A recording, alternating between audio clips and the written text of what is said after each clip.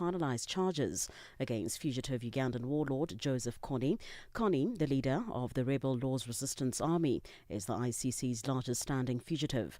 Deputy Prosecutor Mame Mandiaye Niang said ICC prosecutors want to charge him with 39 counts of war crimes and crimes against humanity, including murder, rape, using child soldiers, sexual slavery and forced pregnancy between 2002 and 2005.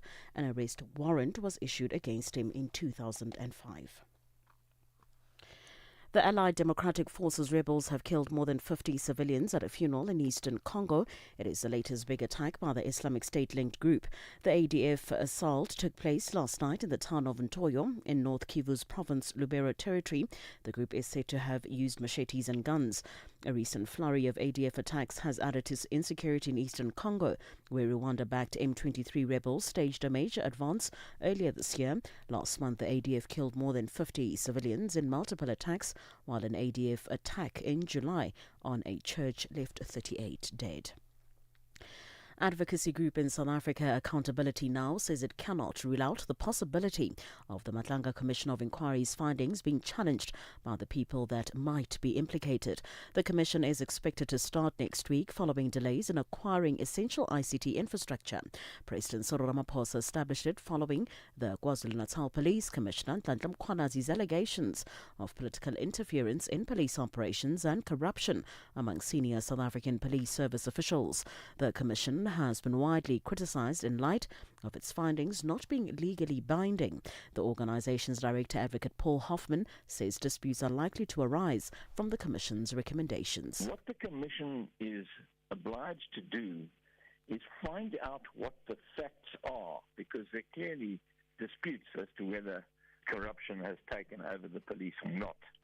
And once those facts are found, and the finding of fact in the Commission also binds nobody. In the Zondo Commission, we have all sorts of people taking the Commission on review for making factual findings against them.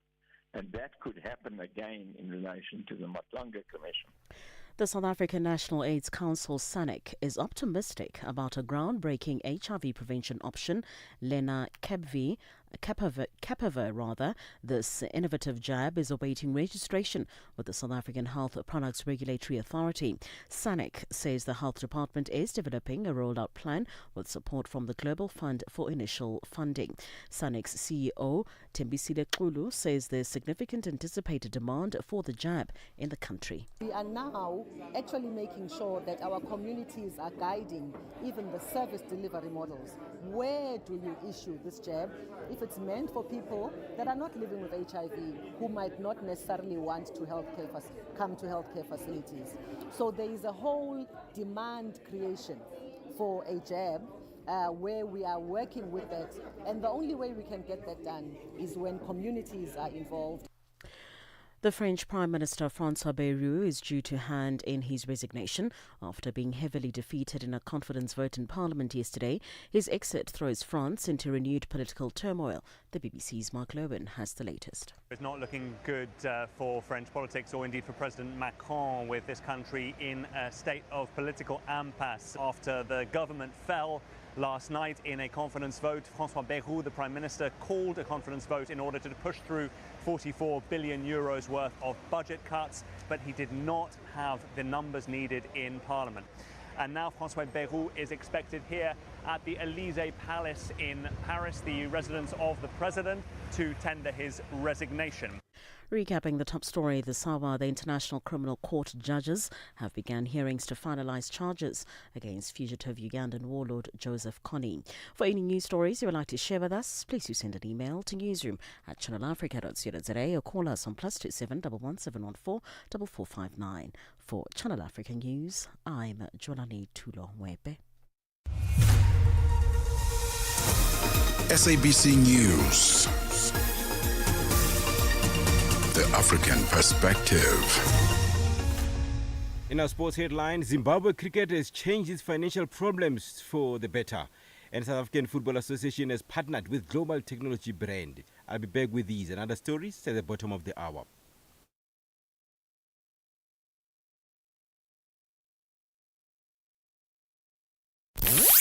Connecting Africa to the world.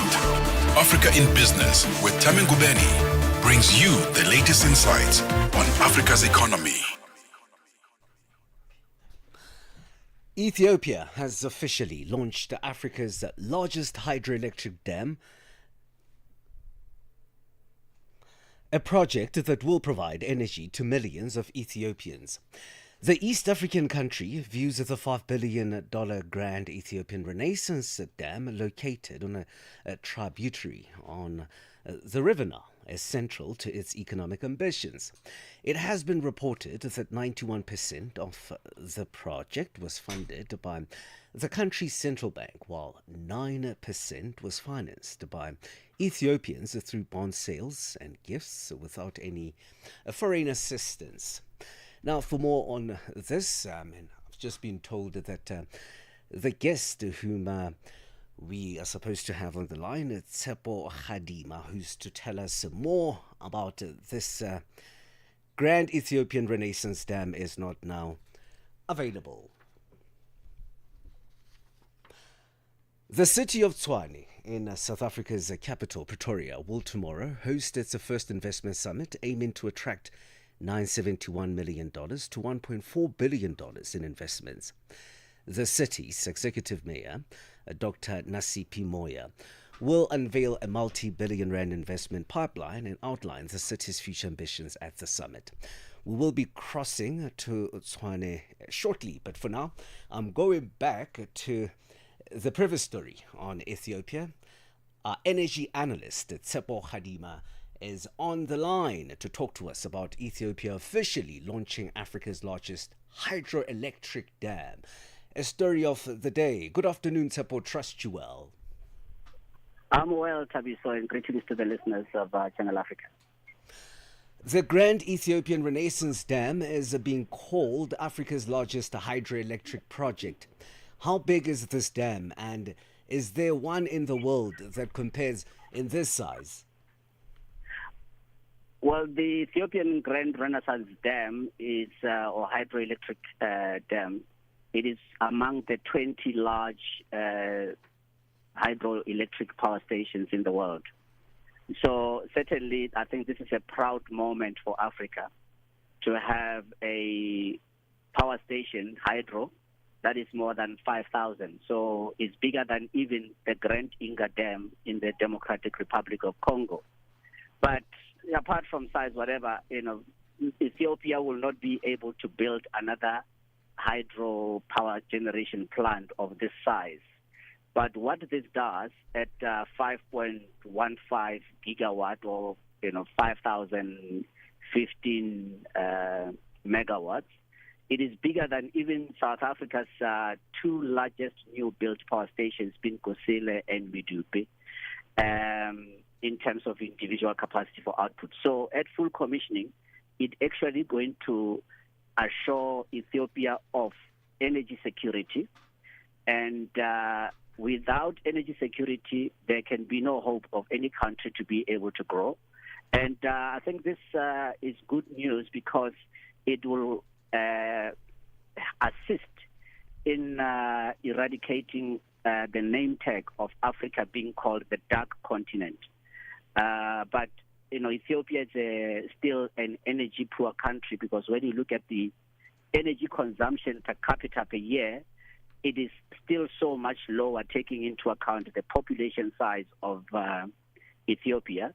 But it sets the country really on a solid footing to be able to now make that giant leap to participate in the fourth industrial revolution economies, whether you're talking about artificial intelligence, which is energy intensive, it requires a lot of electricity, whether you're talking about data centers. And Ethiopia, I think, has established itself as among one of the leading nations in embracing high-tech. Therefore, high-tech relies largely on reliable, consistent, low-cost supply of electricity. And from when you look at the capital cost of this power station compared to the recent examples we have seen, particularly those of the two power stations in South Africa, this has been a great achievement because 5,000 megawatts at half the cost it cost South Africa's ESCOM to build each of the power stations that it did. So this is certainly great, and it puts Ethiopia on a solid economic growth footing.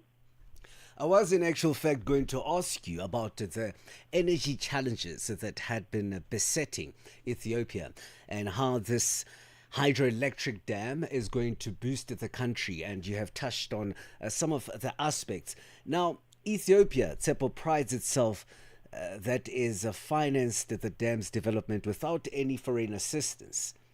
Why do you think they opted to take this direction? Is this the African solution to African problems that has been advocated for? The Ethiopian example needs to be emulated by all in the other 53 African states if they want to be able to develop as nations, because Africa suffers from the poverty of thought, not from poverty per se. Now, when you look at the approach, it certainly was very innovative that Ethiopia, having a very large diaspora population, they appealed to Ethiopians in diaspora as well as Ethiopians in Ethiopia to then participate in this of this. And I dare say that had Ethiopia wanted to take the usual route of approaching the Bretton Woods institutions, whether it's the World Bank or even the African Development Bank or any one of these so-called development finance institutions, they would not even have been able to put in one bag of cement towards building this very large project, taking into account the resistance that we saw from various quarters, including, of course, Egypt still has got a chief grievance that somehow this project is going to affect access for them to have the very scarce but vital economic resource called water, which Egypt is able to use, particularly for the agricultural purposes. But I think that is unfounded, in that the water that generates electricity for Ethiopia in any event ends up in the Mediterranean. It ends up in Alexandria, where the Nile, the Blue Nile, terminates.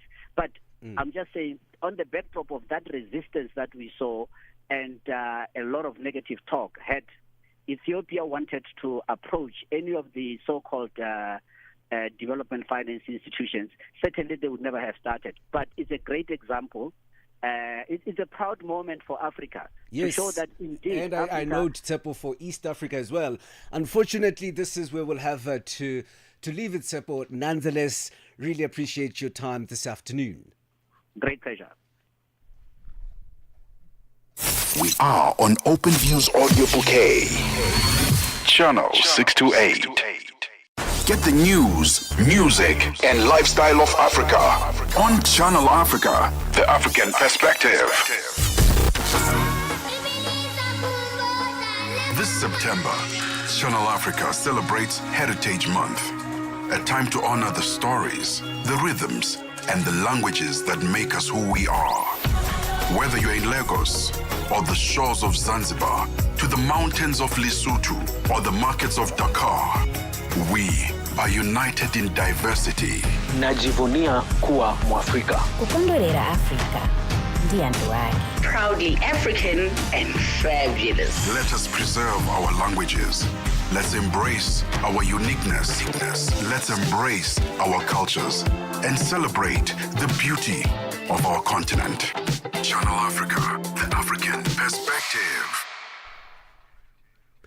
The city of Tshwane in South Africa's capital, Pretoria, will tomorrow host its first investment summit, aiming to attract $971 million to $1.4 billion in investments. The city's executive mayor, Dr. Nasipi Moya, will unveil a multi-billion rand investment pipeline and outline the city's future ambitions at the summit. The investment summit's theme, Tshwane Rising, echoes the investment summit's theme, Tshwane Rising, and the metro's focus on four key sectors such as the automotive, tourism, property and construction, and agriculture and agro-processing. For more on this, we are now joined on the line by Lado Stander, CEO at the Tswana Economic Development Agency. But it seems like Lado is not responding, and thought that we'd have him on the line to tell us about the city of Tshwane hosting this first investment summit. But we'll get in touch with Lado within some seconds or so. África. Conhece o Ntivani? Claro que sou eu. Ntivani é o amante da música de corpo e alma. Eu amo música africana. Ele aprecia todos os tipos de melodias e passa os seus dias a ouvir a Channel África. Okay. Adivinha só, a Channel África quer ajudar o Ntivani e os amantes da música em todo o lado a descobrir ainda mais música incrível. Por isso, a Channel África está a convocar artistas africanos a submeterem as suas músicas. Músicos, lembrem-se de nos dar todas as informações relevantes no music@channelafrica.co.za. As submissões são a vossa oportunidade de ser ouvidos, mas não garantem inclusão na lista. Todas as submissões serão cuidadosamente analisadas para verificar se cumprem os requisitos da nossa estação. Canal África, a perspectiva africana. We have connected with Dr. Lado. Good afternoon, Dr. Lado, and thanks for joining us.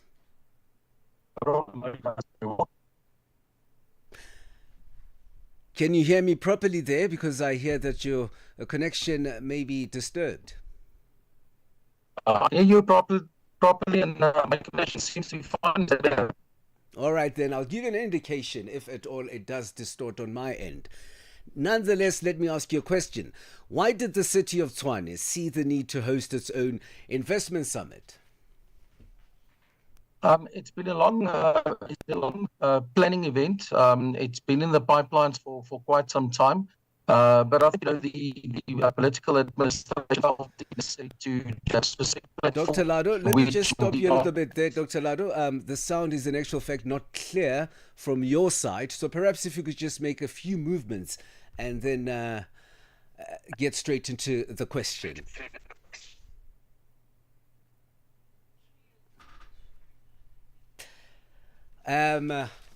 Dr. Lado's line connection is not clear, so in fact, this is African Business. My name is Thabiso, standing in for Thami Ngubeni.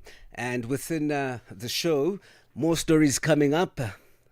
We'll be looking at the Climate EU, where more 40 heads of state and government, alongside thousands of campaigners, business leaders and institutional representatives, are gathered in Addis Ababa, Ethiopia, for the second Africa Climate Summit.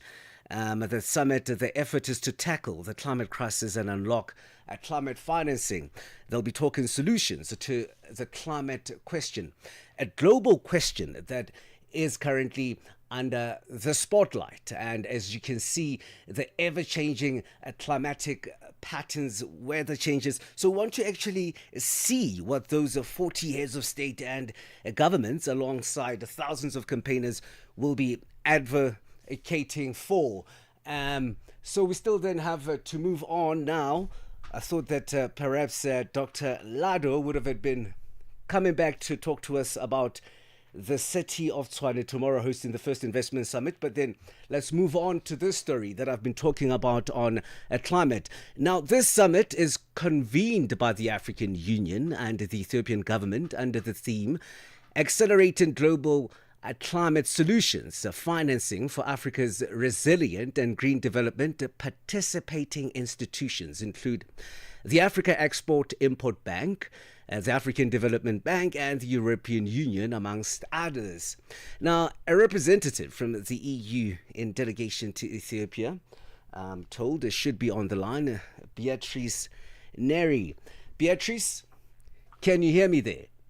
Yes, I'm here. Good afternoon. How long that was? Can you hear me? Yes, I can, loud and clear. Good afternoon.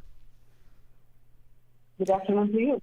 Tell us more about Team EU participation at the second Africa Climate Summit. Thank you. Thank you for your question, and thanks for having me. Well, I have to say it was a wonderful participation. I mean, I think it was a proof that as the European Union and member states, we are able to join forces. We are able to stand next to our African partners, and we can build concrete partnerships for climate action. I think it's important to note that next to the African leaders who were yesterday at the opening ceremony, it was actually the Executive Vice President of the European Union, Commissioner Teresa Ribeira, to provide high-level opening remarks. And that, I think, it's a clear sign about how the Team Europe partnership is valued with Africa. Also, in a very concrete terms, I mean, I think it was one of the first times that we were able to be physically present as Team Europe through a pavilion. I mean, we have a pavilion. We still have it, actually, because the summit is still ongoing. And this pavilion is a very lively space, which is hosting several events that showcase what we can achieve together in Africa. We have had panel yesterday on renewable energy. This morning we have panel on water management. And again, I mean, this pavilion was really a product of our joint efforts, our ideas that are very ambitious, and also the vision that we share among the European Union, member states, and African partners. So we're actually very proud that we can showcase what we can achieve together. Definitely, Beatrice. And, climate, the climate question is so global itself that we've seen the changes naturally taking place on a global platform. The significance, in actual fact, of the summit, I'd like you to please touch on that. Yes, sure. I think it's, of course, this is a summit that is very significant. I mean, it comes after the Nairobi summit. And I think, again, it really, really proves that Africa is able to speak with one voice and is really preparing ahead of the COP.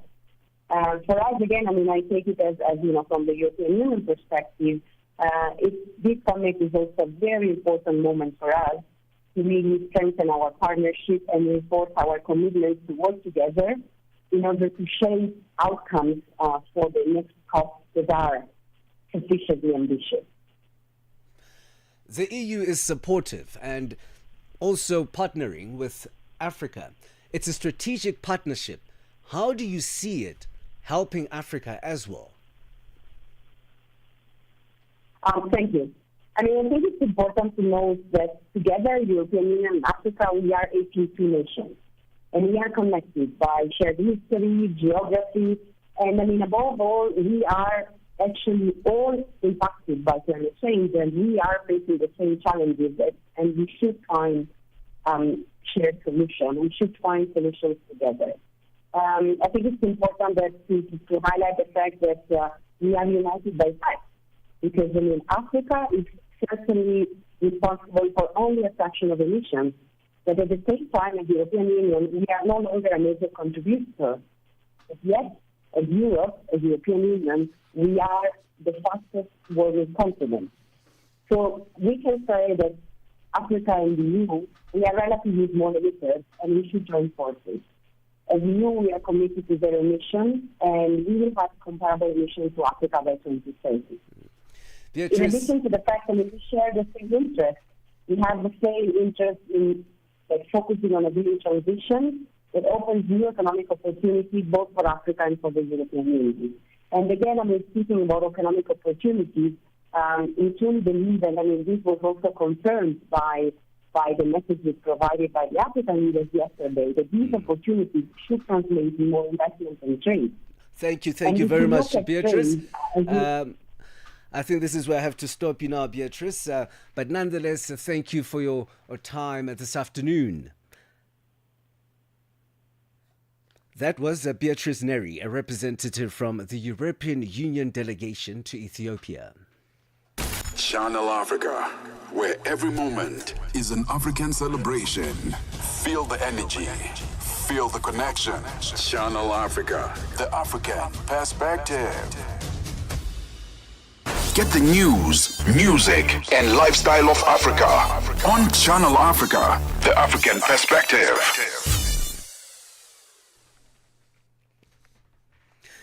The Microfinance South Africa has... All right, let's go back to Tshwane. I was about to go into the Microfinance South Africa, calling on policymakers to urgently prioritize the review of outdated credit rates. We'll get back to that story. Remember, we were trying to get hold of Dr. Lauda Stander, the CEO at the Tshwane Economic Development Agency. Doctor, good afternoon once again. Thabiso, are you well? I'm good, thanks. Doctor, let's talk about this story that we had been trying to talk about in the past few minutes on the city of Tshwane hosting its first investment summit with an aim to attract $971 million to $1.4 billion in investments. And why did the city of Tshwane, Doctor, see the need to host this investment summit? So from last year when the new political administration came into power, they asked for an economic analysis of what could potentially stimulate the city's economy and aid in job creation, and the creating a better life for all the city of Tshwane residents. The result of that was a Tshwane economic revitalization strategy that was recently approved in council, and that allowed us to focus on those specific areas and investment projects, capital infrastructure projects, that we have to execute in order for us to stimulate our economy, to create jobs, and to make sure that the city of Tshwane remains a leading city, not only on the continent but also in the world. So the Investment Summit is a platform through which we are communicating to our investor market to tell them these are the projects, these are the sectors that we have identified, that's identified through our economic study, and that we want you to assist us in by investing into these sectors and projects to take the city forward, to create jobs and to grow the economy. From what you've told us, Doctor, this sounds like a big business, and obviously the summit intends to attract multi-billion rands in private sector investments. Which projects do you aim to drive in order to see your return on investment? So the city has a number of strategic land parcels and building that it will be releasing in a phased approach over the next year, and we'll be telling the Investor Summit a lot of these details. The city also has infrastructure projects that consist of bulk infrastructure that we have to provide that will support these developments. And we also have our own strategic assets, for instance, like the Wonderboom National Airport, the fresh produce market, 2 power stations which the city owns, being Rooiwal Power Station and Pretoria West Power Station, as well as the Tshwane Event Centre, or what is colloquially referred to as the Old Showgrounds, which is a massive property investment sitting in the Pretoria West Precinct, and that we believe has the ability to really turn that specific localized economy around. So we are very detailed, we are very particular with what we are going to the market, and we are looking forward to engaging with investors, as you say, that are willing to pledge and commit multi-billion dollars to this city's economy, with the aim of creating jobs and stimulating economic growth. Tshwane has what you refer to as the economic revitalization strategy. Please tell us more about it. It's a culmination of work that the executive mayor and a mayoral committee has requested from the administration, which allowed us to really go back, have a look at what Tshwane is good at economically, which sectors we are strong in, and we, in this process, we have put together a very detailed and very evidence-based economic document, which was written in the form of a strategy. It consists of 10 strategic pillars that really speaks to the capital city strength, being a diplomatic city, a sporting city, a student city, research and innovation city, a construction city, those typical sectors and economic activities that we have traditionally been strong in, and that we believe have potential to really catalyze the city's economy. CEO, it goes further than that. Yes, it's quite a lot. I'm sure we'll catch up on this within the next coming times. But the CEO at the Tshwane Economic Development Agency, Dr. Lado Stander, thank you very much for your time. Up next, financial indicators with Nosipho Zuma. Business news on Channel Africa. The African perspective.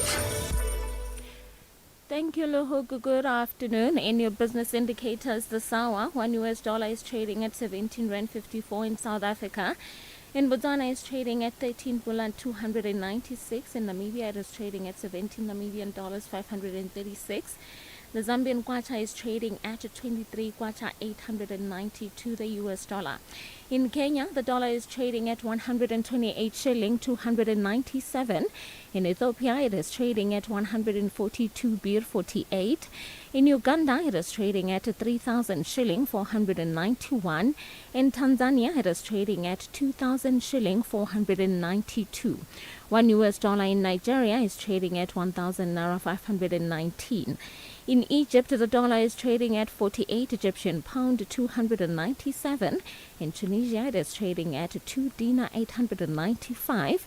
In Algeria, it is trading at 128 dinar 883. The Moroccan dirham is trading at 811 to the US dollar. In Angola, the dollar is trading at 911 kwanza, while the Congolese franc is trading at 2,858 to the US dollar. Looking at commodities, gold is trading at $3,647 and platinum at $1,381 per ounce. The price of Brent crude oil is at $66.72 a barrel. For Channel Africa Business, I'm Nosipho Zuma.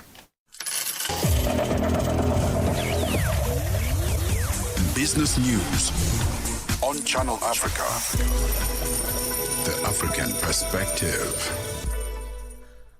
Up next is the business of sport with Fiki Lenuati. Sports on Channel Africa. The African perspective. Good afternoon, Tabi. So we begin with the cricket news in the business of sport. Zimbabwe Cricket ZC has seen a significant financial turnaround in 2025, moving from past debt to a surplus by cleaning up their books and securing new revenue. That's the revenue streams like hosting test matches and a recent $50,000 cap sponsorship to support domestic teams. The organization received around $13.5 million annually from the ICC and has heavily invested in hosting test matches with a cost of about $500,000 each. This financial stability allows ZC to focus on domestic development and investing in new infrastructure, including a new stadium. ZC has successfully cleaned its financial books and built a surplus, a significant shift from a previous $19 million debt. Now, on to football news in the business. South African Football Association SAFA has partnered with global technology brand Honor as the exclusive technology devices sponsor of the South African men's senior national team Bafana Bafana.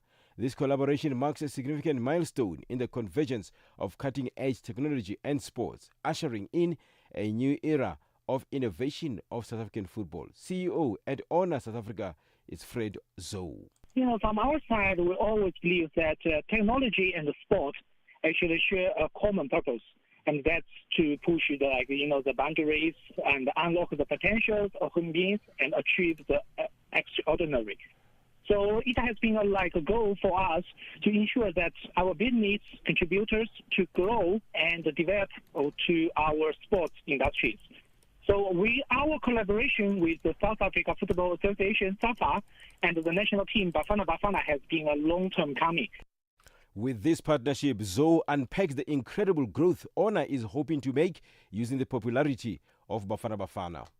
So from our side, we want to enrich ourselves in the fabric of South Africa, with South Africa being a big sporting nation and Bafana being the pride and for the nations. We have have events with all the team members, and we give them all our latest Honor 400 series to help the team and the coach to have more closer relationship touch with the fans, and also help them to check their fitness and build more, let's say, better conditions, physical conditions to prepare for the games.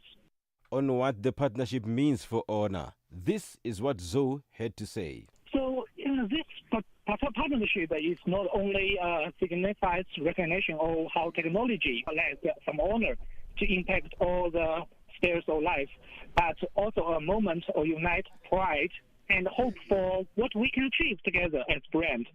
So as one of the fastest growing tech brands in South Africa, this opportunity is a testament to the fact that, let's say, advanced wearables and AI device phones are tailored to monitor fitness and recover of our players. So from Honor side, I would say it's a win-win situation to no matter from Bafana side and Honor side. For any sports stories you'd like to share with us, please send an email to newsroom@channelafrica.co.za or call us on +2711 714 4459. This is Channel Africa Sport with me, Fide Lungwati. Sports on Channel Africa. The African perspective. Thanks to Nosipho Zuma with the financial indicators and Fide Lungwati with the business of sport. Malawi has announced plans to import about 200,000 metric tons of maize from neighboring countries to ensure the staple grain's consistent availability on the market during the coming lean season. This comes at a time when 5.6 million Malawians are said to be in dire need of maize as a country's staple food crop. The Malawi government will use its agency Agricultural Development and Marketing Corporation, ADAMAC, to import maize, although its traditional mandate is selling farm inputs and buying farm produce from local farmers. However, Grain Traders Association President Grace Michigamango thinks government should have reached out to private traders to assist in this importation process as they have the expertise. George Muhango reports from Blantyre in Malawi. Malawi's decision to import maize comes as the UN's World Food Programme, WFP, recently reported that the maize deficit has widened to 1.2 million metric tons from the 380 metric tons initially projected by the Ministry of Agriculture in the 2024 to 2025 growing season. The Malawi government will use its agency, the Agricultural Development and Marketing Corporation, ADMAC, to import maize, although its traditional mandate is selling farm inputs and buying farm produce from local farmers. ADMAC has since justified the move, saying the decision followed careful assessment of current stock levels, market trends, maize flow on the markets, and the projected impact on household food security. The government agency, in a statement, also said it observed that importing maize during times of scarcity allows the state grain trader to maintain a steady supply chain, reduce pressure on local stocks, and prevent further inflation of food prices. ADMAC Limited spokesperson Teresa Chapulapula said the funds will come from the Treasury, adding that Malawi will import maize from Zambia and Tanzania as there are binding trade agreements. ADMAC Limited, we import 200,000 metric tons of maize into the country, while we are still purchasing maize from the local market. Our ongoing assessment, based on current stock levels, market trends, the flow of maize from local suppliers to our depots and markets, and the projected impact on household food security, has shown the need for imports. Social and consumer campaigner Jean Kasunda observed that ADMAC struggles to find maize from local farmers due to poor timing, as it opens markets late while vendors had already invaded the market. We understand the last growing season did not give the country enough food as required, and importing the maize now as we move closer to the lean period simply shows how proactive our government is. That's commendable. In terms of the economy, I feel it doesn't make much sense because right now a bag of maize is fetching a higher price, and it is on record that this government has been praising itself that now maize is fetching higher price, meaning that farmers will be able to reap from their sweat. Now, importing the maize shall mean that the supply side of the market will be higher, meaning the prices will go down. This means that our farmers will not reap as the government has been touting. For Grain Traders Association President Grace Mijiga Muhango, government should have reached out to private traders to assist in the importation process as they have the expertise. They would have engaged the private sector for two simple reasons. One, it's the logistics. Secondly, it's the financing. For one institution to get away with dollars enough to bring in 200,000 metric tons, it's almost impossible. Malawi authorities say the recent increase in maize prices has placed a burden on families, especially in rural and low-income urban areas, and there is need to ensure sufficient supply of maize to avert escalating prices of maize. By importing maize, Lilongwe aims to stabilize prices and ensure that every Malawian can access this vital food item at a fair and reasonable cost. For instance, as of August 2025, ADMAC had brought about 13,000 metric tons of maize against a targeted quantity of 20,000 metric tons to be purchased. ADMAC also targeted to buy another 50,000 metric tons of maize based on promises that it was going to borrow from commercial banks. Malawi's Minister of Agriculture Sam Kaware recently assured Malawians that harvest from winter cropping and irrigation interventions by some mega farms will recover the maize deficit. George Mhango, Channel Africa News, Blantyre. Microfinance South Africa has called on policymakers to urgently prioritize the review of outdated credit rates and fees, warning that the financial sector will be unable to play its critical role in driving development finance, job creation and youth empowerment. This comes after the country's Department of Trade, Industry and Competition gazetted new credit regulations that are designed to enhance financial access for micro, small and medium enterprises as well as historically marginalized communities. For more on this, we are now joined on the line by Leonie Platzen, the CEO of Microfinance South Africa. Good afternoon, Leonie. Good afternoon, and thank you so much for having me. The pleasure is all ours. You've called for what you term outdated credit rates and fees to be revised.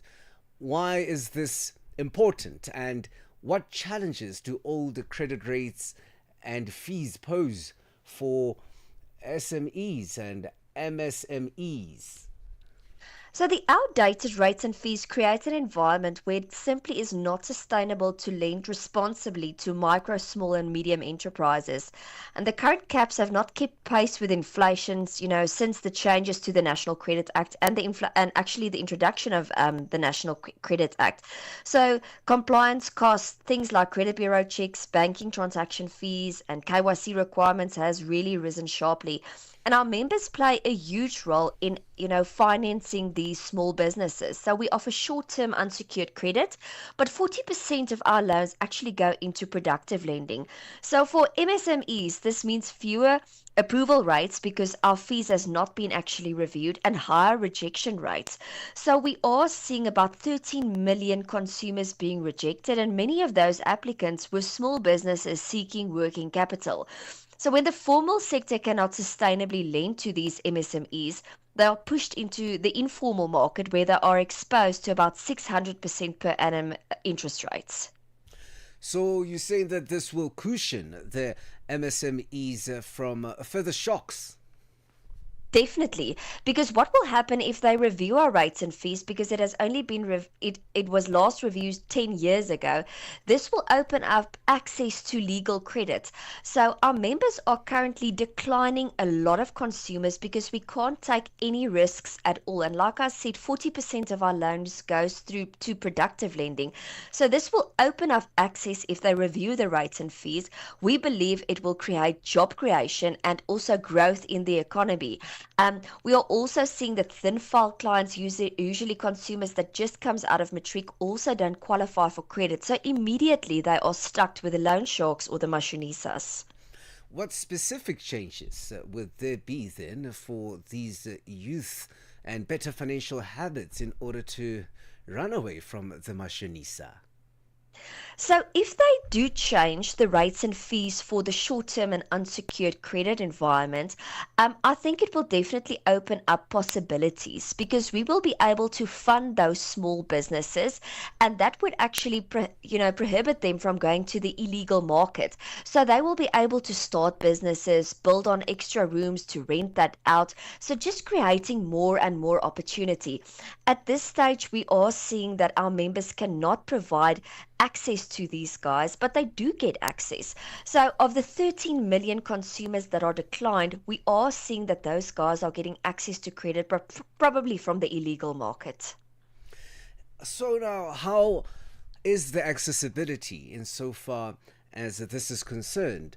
Will the youth be getting opportunities as and when they need them?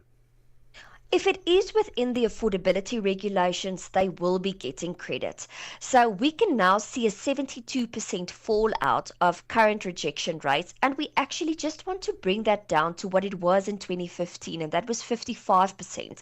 So not all consumers will be able to qualify, because if you can't get credit, if you don't qualify for credit and you can't afford it, we cannot give you credit. However, if they increase the rates and fees, we will be able to push more capital into the market, because we will be able to look at these small businesses and provide them with the appropriate risk. Currently, we are rejecting more people than we are, actually approving, and those guys are stuck then in a debt spiral with the mashonisas. I hear of those requirements. Now, are there particular businesses which are being given a priority? Not at all. So our members really look into all of the businesses. They look into housing microfinance. They look into spaza shops, anything that's in the township economy. So there's not anything specific. We would really like to support more entrepreneurs, and at this stage we cannot do that because we cannot cater for that risk. Because you have to take into consideration, if you give out 10 loans, only 7 repay, and then there's 3 that don't repay, and you actually have to recover those costs of the 3 from the 7 that are not repaying.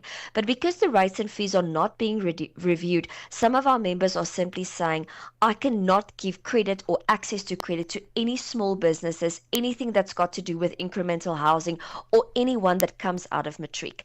And this really curbs the growth of South Africa, because there's no economic growth and there's no job creation. So we are really calling on the Department of Trade and Industry to look into the rates and fees, and while they are reviewing the Development Finance Gazetted regulations, they also look into reviewing the rates and fees of the industry. How do we then assist these budding entrepreneurs as well as excelling MSMEs into regulating the finances, and in order for them to look attractive to the financial institutions? So the association and our members are really passionate about, job creation and financing the SMMEs. So what we will then do is we will put capital within their businesses. There will be a form of monitoring these businesses, and we will assist them to grow and to create jobs. We are already seeing in the township economy that there is very good businesses there, but they don't have enough capital to grow the businesses. So we want to grow their businesses. We want to expand them, and there's a lot of people that are unbanked and that do get credit from the illegal credit providers, and we want to bring this into the formal environment to make sure that there's proper job creation and economic growth. Leonie, thanks for your time this afternoon, for talking to us about this. Thank you for having me. Have a great day. Thank you. That was Leonie van Platzen, the CEO of Microfinance South Africa. zochitika ndi madaphiri kamlondola wa zochitika pena paliponse. Vuto lakusowa kwa simenti likupitirira ku Malawi ngakhale kuti boma linapanga mgwirizano ndi makampani ena aku Zambia kuti azibweretsa mdziko lo simenti. Nduna ya zamalonda Vitumbuko Mumba yadzudzula makampani ena kuti akubisa simenti ngakhale kuti boma likumawapatsa ndalama yakunja kuti akagule kunja ndi kubweretsa simenti ku Malawi. Ndipo George Muhango tili naye pa line apa kuti atifotokozere zambiri. George, uli bwanji komanso vuto la simenti linamba liti? Inetu ndili bwino, ndipo vuto la simenti ku Malawi kuno linayamba miyezi itatu yapitayi. Sakupezeka mu mashop amene amagulisiramo komanso kuti makampani amene akupanga simenti amene akupanga ochepa kwambiri, monga modza kunena kuti ndalama yakunja kuti ayitanise katundu amene amathandizira kuti apange simenti amene ikusoweka. Zochitika ndi madaphiri lolemba mpaka lachisanu pa nthawi ya 7 koloko kufikira 8 koloko madzulo pa Channel Africa. On Open Views audio bouquet. Channel 628. Africa in Business on Channel Africa. This is Africa in Business. Join in the conversation by finding us on X at Channel Africa #1, Facebook at Channel Africa, Instagram at Channel Africa 1. You can also subscribe on YouTube at Channel Africa 1. You can send us your stories to newsroom at channelafrica.co.za or call us on +2711 714 4459. You can also send us your comments, stories to our voice notes. It's a +276 340 9126. In your comments, please tell us in which country you are in. If you've missed any of our interviews, you can find us on www.channelafrica.co.za. Click on programming, look for African Business, and you can find a podcast of whatever you have missed. It's Africa in Business. We are on Open Views audio bouquet. Channel 628. Mornings made better with Peter and Asanda on Rise and Shine, weekdays 6 till 9. Former politician and diplomat. He's the leader of the Democratic Alliance Party at one stage, and also served as South Africa's ambassador to Argentina, Uruguay and Paraguay. Ambassador Tony Leon, if you were party leader now and in the GNU, what would you be pushing for? I can speak with some direct experience because, as you might know, I was actually one of the negotiators of the GNU last year when it was formed. What I'd be pushing for is to hold the government or the president's feet to the fire on actually operationalizing the agreement that was implemented. Unfortunately, that agreement has been honored only in its breach. And I think, go back to basics and just say, okay, we're not going any further with this arrangement until we actually implement these steps. Mornings made better with Peter and Asanda on Rise and Shine. This September, Channel Africa celebrates Heritage Month, a time to honor the stories, the rhythms, and the languages that make us who we are. Whether you're in Lagos or the shores of Zanzibar, to the mountains of Lesotho or the markets of Dakar, we are united in diversity. Najivunia kuwa Mwafrika. Kukondolera Afrika ndiye ndoto yake. Proudly African and fabulous. Let us preserve our languages. Let's embrace our uniqueness. Let's embrace our cultures and celebrate the beauty of our continent. Channel Africa, the African perspective. Thanks for listening to Channel Africa. My name is Thabiso Lehoko. I had been standing in for Thami Ngubeni on African Business, and it has been a jam-packed show. One of the biggest stories that had been taking place today. We even had them in our business bulletins throughout the day. Ethiopia officially launching Africa's largest hydroelectric dam, a project that will provide energy to millions of Ethiopians. And we also looked at The climate question, where more than 40 heads of state and government alongside thousands of campaigners, business leaders and institutional representatives gathered in Addis Ababa, Ethiopia again, for the second Africa Climate Summit in an effort to tackle the climate crisis and unlock the much needed finances. Joanne is in studio. Joanne. Bonjour Thabiso. Bonjour. Ça va? Comment ça va? Ça va, merci. Bonjour à tous les auditeurs de Channel Africa. Tout à l'heure, si Vue d'Afrique, il sera question des réactions en Côte d'Ivoire au lendemain de la publication de la liste définitive des candidats à la présidentielle d'octobre. Nous parlerons également de la deuxième journée du sommet africain sur le climat en Éthiopie à Addis Abeba. Restez donc connectés sur Vue d'Afrique, c'est tout à l'heure. Merci Thabiso. Merci Joanne. And goodbye. Bye bye. Mornings made better with Peter and Asanda on Rise and Shine, weekdays 6 till 9. Former politician and diplomat, he's the leader of the Democratic